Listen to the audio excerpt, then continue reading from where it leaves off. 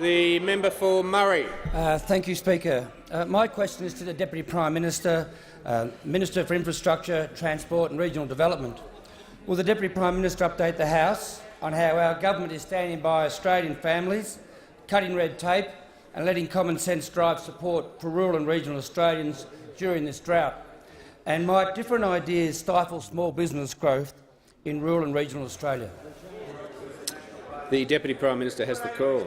Well, thank you, Mr Speaker, and I thank the member for Murray for his question. Tough times need common sense, and that's precisely what's happening. That's what this government is delivering. We came to government with a promise to cut red tape and make it simpler for small businesses to do what they do, and that's they do it best. They do it best of all the businesses, small and family, medium enterprises. They do it best. That's why from midnight tonight, truckies will no longer have the red tape burden in getting practical support to drought-affected communities. Larger loads of hay and fodder will be allowed to travel on state and national control roads. And I've just received this hot off the press. The Victorian farmers welcome hay trucking relief, the media release, and their president, VFF Grain's President Ross John, said, "We hope this is the first step towards a harmonised national hay carting notice." And it is. It's harmonised. It's going to go right across state and national roads. Heavy vehicles up to a maximum height of 4.6 metres and 2.83 metres wide will no longer require a permit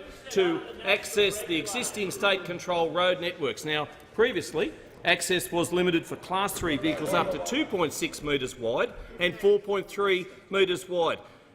You might need to listen to this, Labor leader. You are a bit of a straw man. You are a bit of a straw man, but you might need to listen to this.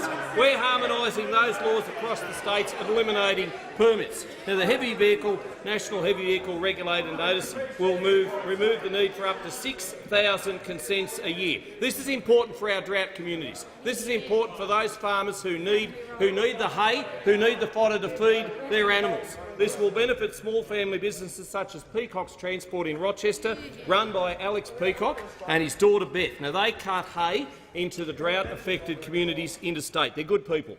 Like so many, they've opened their hearts, they've opened their wallets. That's true country spirit. They want to get on with the job of helping those drought-stricken communities, and they see the changes as being very positive. These changes increase their capacity to deliver fodder into drought-affected areas interstate. Now, it's estimated that farming operators will save the equivalent of up to 54,000 days per year applying for and waiting for permits. So that's across the board, 54,000 days. It's equivalent to 148 years of bureaucracy. Gone like that.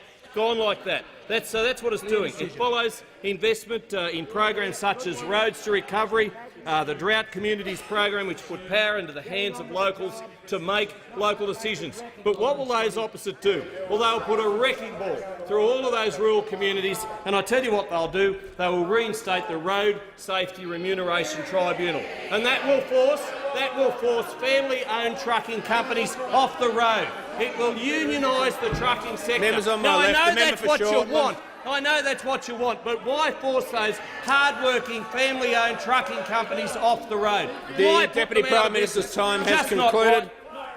I call